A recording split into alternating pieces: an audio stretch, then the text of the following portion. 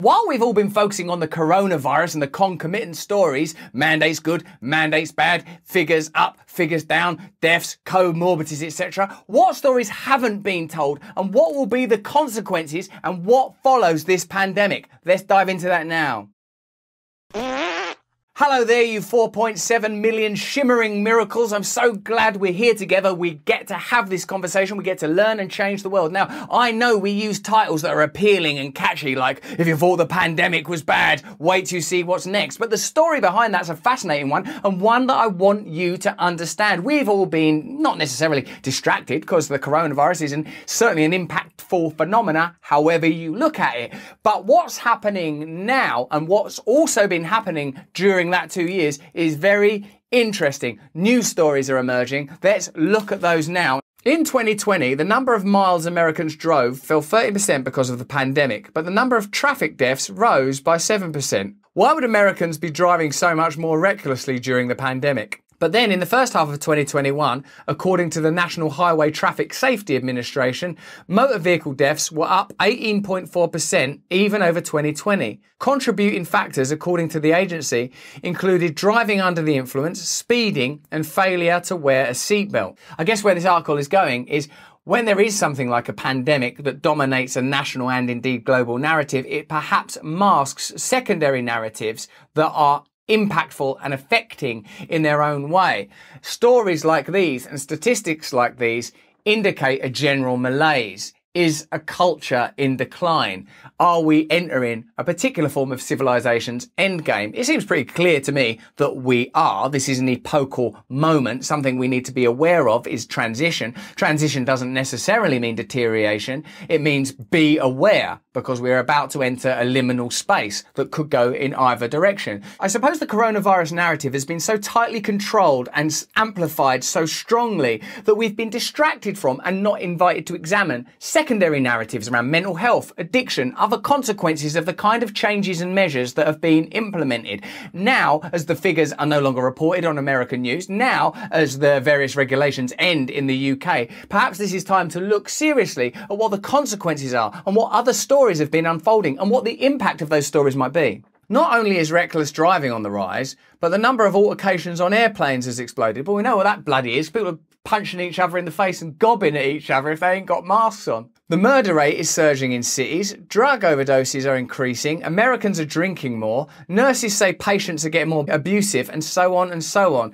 It's interesting, isn't it? Because there are numerous vectors, factors, and pieces of information that you could be examining. We're so trained on deaths up, deaths down, or GDP up, GDP down, that we're forgetting all kinds of other markers. How are you? Are you all right in there? You're a person, you're experiencing life, you're in and out of cars or public transport, you're walking on pavements and sidewalks. How are you feeling? What is your reality like? The news and the government and big business aren't interested in that layer of reality. These symptoms are rising up, perhaps to connect us to the deeper realities that we all participate in and perhaps can't communicate about. Teachers are facing a rising tide of disruptive behaviour. That could be because my kids have started school. The Wall Street Journal reported in December, schools have seen an increase in both minor incidents and more serious issues such as fights and gun possession.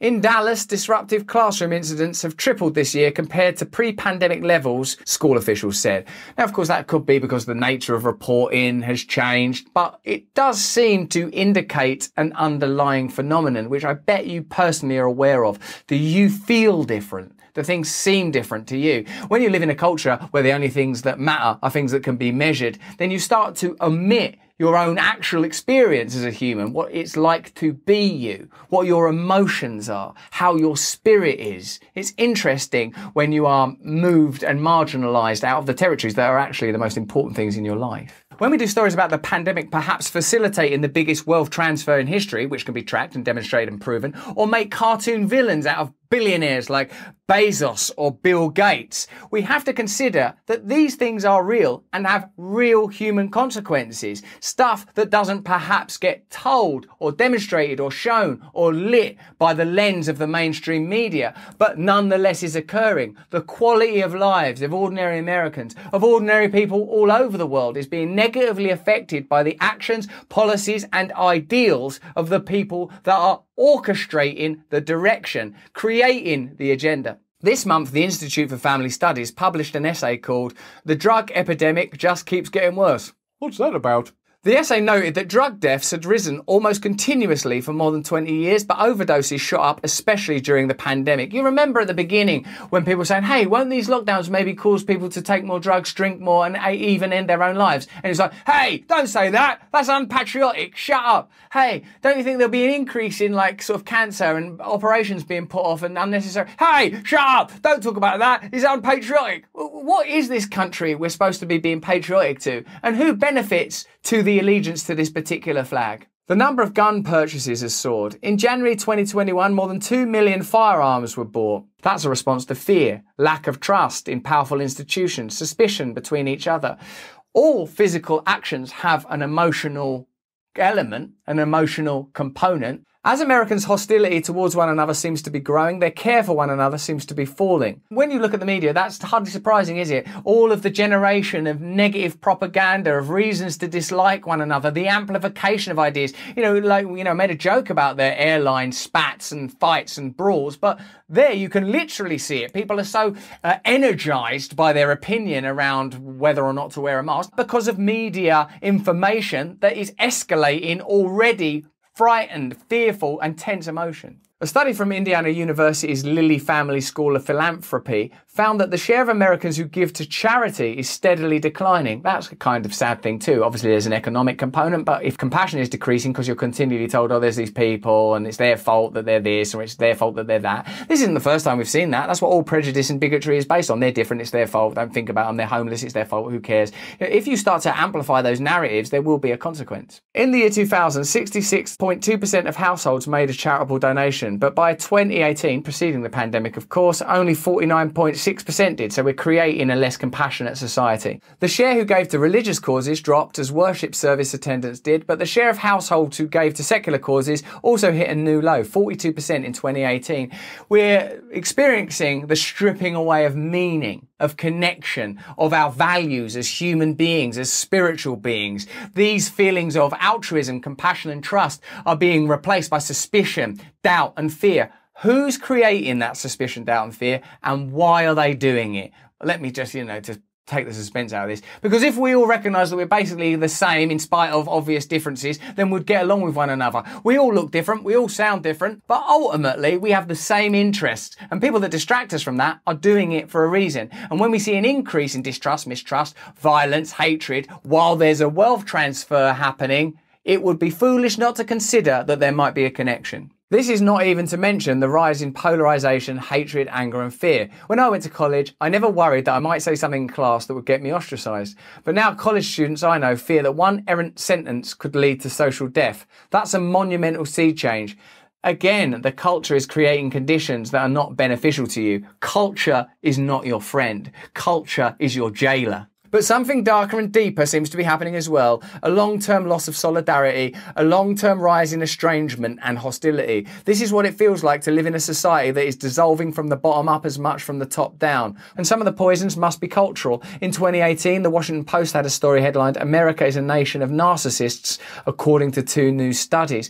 Narcissism, like an individual condition, must have concomitant social causes. If you're continually staring at a screen, scrolling, worrying about your appearance, fearful that if you say one wrong thing, you'll be socially ostracized, it does create self-obsession. That's what narcissism means. You're so obsessed with yourself that your reflection is appealing enough to cause you to die, to spiritually die. And these conditions are indeed cultural. They are created by a culture that doesn't want solidarity and union, because through solidarity, which can only be achieved after awakening, and unity that can only be achieved if you are individually awake, if you're alert and present, you can create new worlds. That is the good news here. We started this by saying, what will follow the pandemic? Will it be something worse? Well, the answer is, it's up to you. You can individually awaken. You can treat people well. You can make a decision not to spit at someone because they don't agree with your perspective on a contemporary issue. We can start to focus on where power is concentrated. We can start to organise, like the Canadian truckers are or the Indian farmers do, to create conditions that are beneficial. And we have to look beyond polarisation. We have to get beyond these people disagree with me. That's what they want you to be doing. That should be reason enough for you to stop it. When you find yourself thinking and saying things that the mainstream media wants you to think and say, stop and reflect immediately. But that's just what I think. What do you think? And more importantly, how do you feel? How have you found the time of this pandemic? Are you fearful about going forward? What things are you doing to keep yourself together? What communities are you participating in? How are you going to stop yourself sliding into the dystopia that is being created for you? Let me know in the comments below. Give the video a like, share it around. If you enjoyed this video, have a look at this one on my side channel. Sign up to my mailing list. I'll communicate with you about what I'm up to. Please come and see me live if you can. I'm performing in February, March, April, May, all over the UK. There's a link in the description if you want tickets. But please, if you can, and I know you can, stay free.